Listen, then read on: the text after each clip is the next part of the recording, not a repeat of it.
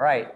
Hey, I'm Cal Biesecker. I'm the acting editor of Defense Daily, and I'm here with Colonel Alex Rasmussen with the Space Development Agency. He is the head of the Capabilities Office. Welcome, sir. Thank you. Great to be here. Yeah, just to start, can you just give us a thumbnail of what the Capabilities Office does, and then kind of what's your workaday like? Yeah, appreciate the question. Great to be here. Great to be at SAT Show. Thanks for taking the time to talk about Space Development Agency.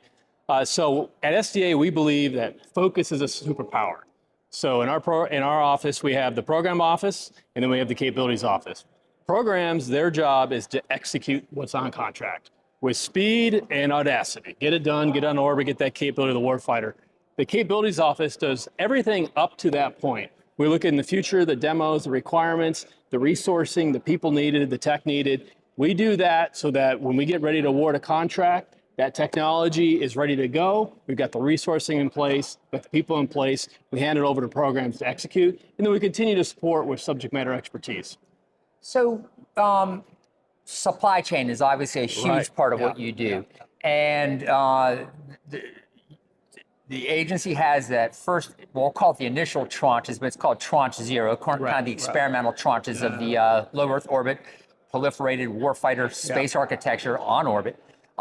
And you've started the launches for Tranche 1 for the initial planes last fall. There was a delay just with that related to the supply chain.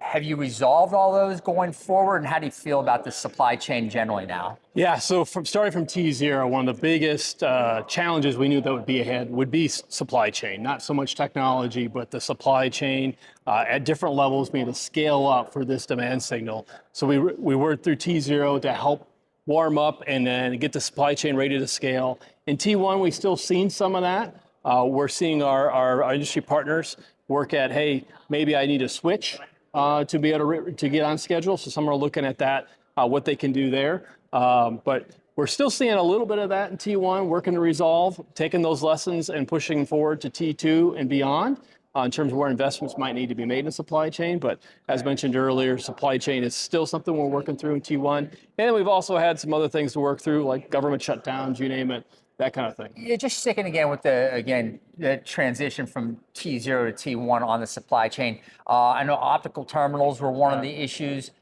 Maybe crypto, which I don't fully understand. Maybe you can address it real quick. But what were those? Are those optical communications terminals still a challenge, or have you kind of worked through that? And there's other ones that have cropped up. OCTs are really one of our main challenges as well. Crypto is still there a little bit. Also, flight software we're working through. I think that's part of the process of learning to scale, not just scale the supply chain, but also scale production at large. One of the things we're seeing, and one of the things we just talked about in the panel we just came out of, was, hey, you can have a great design and it works really good. Maybe you test it on orbit, it works really good, or in the lab works really well. But did you design for manufacturability?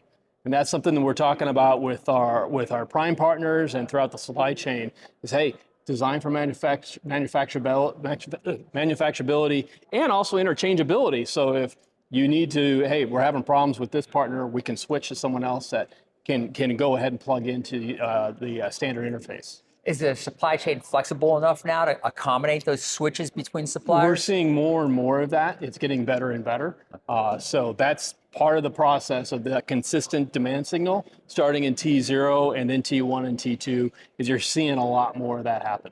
That was a question. So new entrants are coming in based on that demand signal? Yeah, we have a combination of new entrants because of the demand signal and also the maturity of those who are already executing.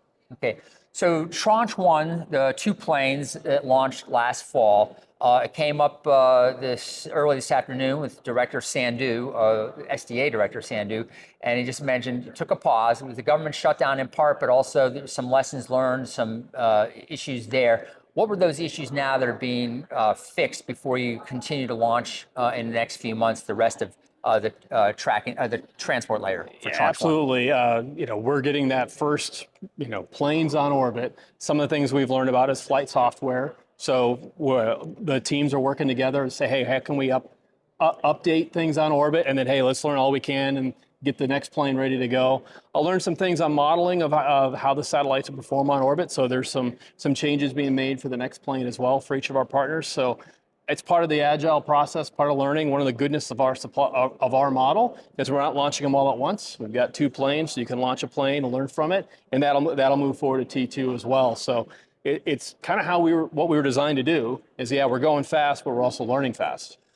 Last question. Last week, Assistant Secretary of War for Industrial Base Policy, Michael Cadenazzi, mentioned that the more visibility the Defense Department can get into the supply chain, just the better able the department can help figure out how to increase production across the board. Munitions was the kind of the topic of the day, but supply chain visibility is hugely important for you. Mr. Cadenazzi discussed how sometimes industry is an impediment to helping them out to see deeper into the supply chain.